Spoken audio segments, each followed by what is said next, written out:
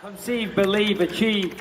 This is former UFC middleweight champion of the world, Michael Bisping. Paddy the Baddy here. You're listening to Combat Sports UK. And you're watching Combat Sports UK. Hey everybody, welcome back to the Combat Sports UK YouTube channel. Taylor Collard here. I'm delighted to be joined by the Wildcat, Katrina Fisher. How are you doing this evening? Thank you so much for coming on. I'm doing well. Like I just said to you, I'm just escaping child wrangling duties right now.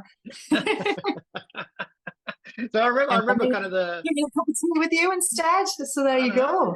I remember my introduction to you was ripping Andrew away from an interview to go and fit his suit for your wedding. It's funny how time's flown around, right?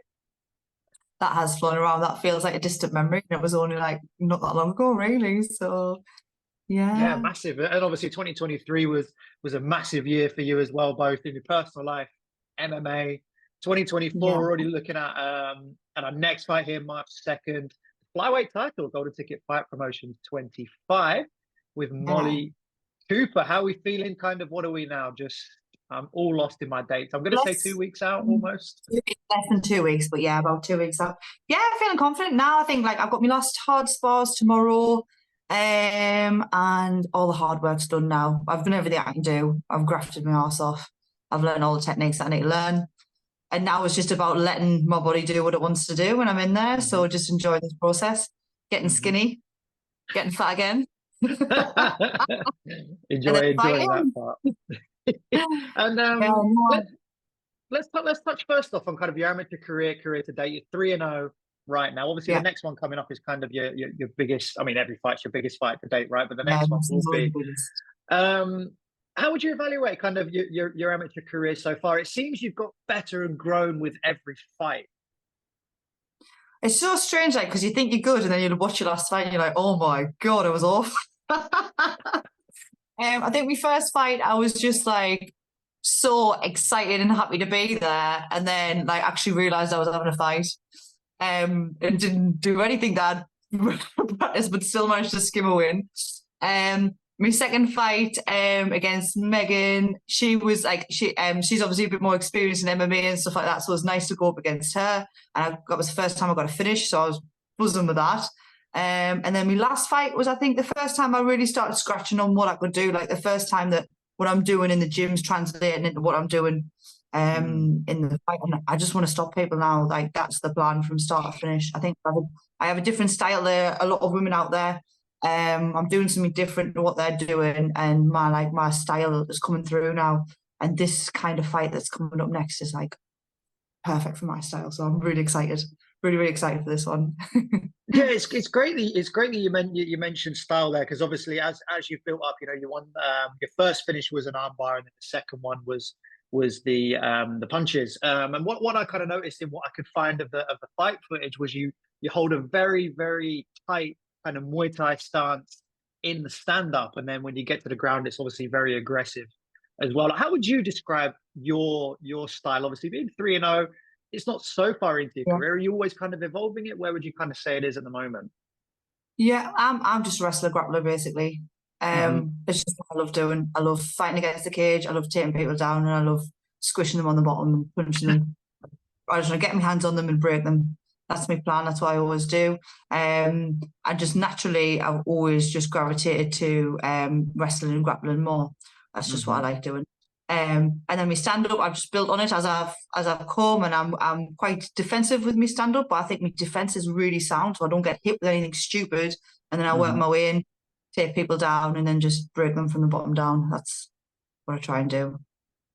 Yeah, and you tend to hold that defense, like I said, very tight with your other hand quite out the way to kind of manage that range and distance. Is that something that, like you said, that's naturally what you want to do, and then you've evolved the striking, so to speak? I'll just take it different per fight. So my guard, my pattern, my stance, everything will change per fight of what I'm doing, because obviously I'm facing different opponents. So my last fight was against a southpaw stance. So I've always had like I've been using like shell blocking, using my arm and things like that. But it's different for the opponent, and I'll have a different the root, like the tree of what I do is very like kind of like it's solid, but then each fight I'll add another little branch onto it, or another little thing that I'm getting better at, or another little thing which is specific for that opponent. But it's all just building onto this kind of like trunk of what my game is, and then I just more each time. And that's being an amateur fighter, and that's kind of like every different person's going to give you a different look, so you've got to find a way to sort it out, basically. So how to deal with it. Yeah, and I mean, obviously, like, how do you go about managing that through training camp? And then when you get to the fight, do you kind of value things in a different way? Like, okay, I really want to try and do this part of the game. Or do you balance it with, this is what my opponent might do? Like, how do you go about negotiating kind of the learning new tricks and trying new things, and then meeting the opponent as well? It's a good question. So it's basically me and my husband, who is got millions of years experience. I shouldn't say millions of years. He's got a few years of experience in MMA. So me and him will we'll look at the opponent, see what they do, what do they do nice, what don't they do nice, where's their weak spots, where's their spots, what are they thinking about me, where they're probably thinking about where my weak spots are, what are my good spots. And then we just basically go choose the techniques that we're going to use, and then we sharpen them up throughout the camp, and we test them when I hard spar. So I'll try and do them through when I'm training, and then when I hard spar, I test them. And if they're working, why they're working. If they are not working, what's the details that I'm missing? I'm probably missing a tiny little detail. So I'll go away, I'll drill it some more, come back, try it again, see if it's working. And I'm not too concerned about winning my spars or winning things against people. I have to put my ego to one side. And what I'm concerned about is that technique working in this? And so when you try a new technique, the first few times it's not going to work. So you've got to keep going at it. And then eventually it does work. But if you're like, oh, it's not working and I just want to win, that's when you're kind of doing yourself a disservice. So yeah, long and short of it, pick the techniques, practice them, see that they're working, keep doing them, find holes, find loads of other girls to train with, and they'll expose all my holes and my faults, and then go away and fix them. And then when I get to the cage on the day, there's no room for mistakes, really. It's all been done. Yeah, all the work's been done, as you said. And getting to the cage on the day, it's Golden Ticket Fight Promotions 25, the title fight against Molly Cooper. Does it add, obviously it adds that spice, it adds that razzmatazz, it being a title fight, but does it add any pressure to you personally? Like, are you looking at that thinking, oh, this is actually, quite a big deal? Or is it just kind of like, let's do what I do? No, don't care. Like, not that I don't care. I've been so buzzing that I'm fighting on Golden Ticket because I really like that show. Like, I've been for a couple of my teammates before and I really love it. But like, belt or no belt, I don't care. All the glitz and glamour is a razzmatazz. Like, it's all like, it's just an illusion. When you get in there, it's me, it's her, and that's it. There's nothing else. So belt or no belt, I'm going to be buzzing if I get a belt, but I don't really care. And that's probably the strangest thing. I just don't care, because I think you can just get polluted with that stuff. The only difference I feel about this fight and my other fights is obviously I've got another 2 rounds, but I love fighting, so good. I like having another 2 rounds. I don't think I'm going to need them, to be honest with you. So we shall see. Well, that's the thing. That's the balance as well, especially when you're coming off the 2 finishes and then you're looking at it saying, okay, it is another 5 rounds. How has the experience been going through camp? I mean, I guess you're obviously in great shape anyway, but has the experience changed training for a 5-round fight as opposed to a 3-round? I'm just doing a bit more, really. I mean, I know I do like all of my cardio work based on the amount of time I'm actually physically fighting for. So in my head, if I can sprint for like 3 minutes, hill sprint for 3 minutes, stop a minute, stop, and do that for 5 rounds, and I can fight for 5 rounds like easily. So that's just the way I do it. So I used to do like 3 sets of run up a hill, and now I do 5 instead, which I was buzzing about, obviously. Everyone loves a good hill sprint. Yeah. And when I do a rounds, I do an extra 2 rounds. But so I think, to be fair, I'm probably like, when I've done my rounds, I've probably been maybe a little less aggressive in my first couple of, just to kind of make sure I've got plenty in the tank. But I've never had any issue with me fitness and stuff like that, so I don't think that'll be a problem. Yeah, I can imagine they've got you working hard down at the fish tank, which has to be one of the best names for a team, for a gym ever, right? The fish tank, that is such a great name. He hates it. He cringes. He's like, the fish tank. We're not the fish tank. TFT. I was like, well, you've got to just use the branding and you're Fisher, and we've got a fish on the front of it. So just like live with it. Again. Yeah, I love it. I think it's great. I think that's great. I think it's absolutely great. So the opponent is Molly Cooper. I mean, how much do you know about her? How much have you been able to kind of get inside what her game is? Like you mentioned, you kind of do plan a little bit for opponents as well as your own style. Yeah. So like for me, like I look at the beginning of my fight camp and then I'm like kind of like I'm done then. If I feel like I'm lacking a little bit of motivation, then I might have a little peek again and be like, oh, right, okay, let's get working again. But no, I looked at the beginning of my camp. She's obviously experienced striker, like sort of like on the kickboxing field or whatever. I found some girls to spar with who are kind of similar stylistically to her. She's got like a nice stabby side kick as well. She like blitzes in. She's fast. Yeah, she looks like a good striker. I just don't think she's probably ever had to deal with like the wrestling, grappling, what I'm going to bring. So we shall see. I've been using Nathan Hayward loads as well for his little side kicks. He's been side kicking the life out of me, even though his foot's not his face.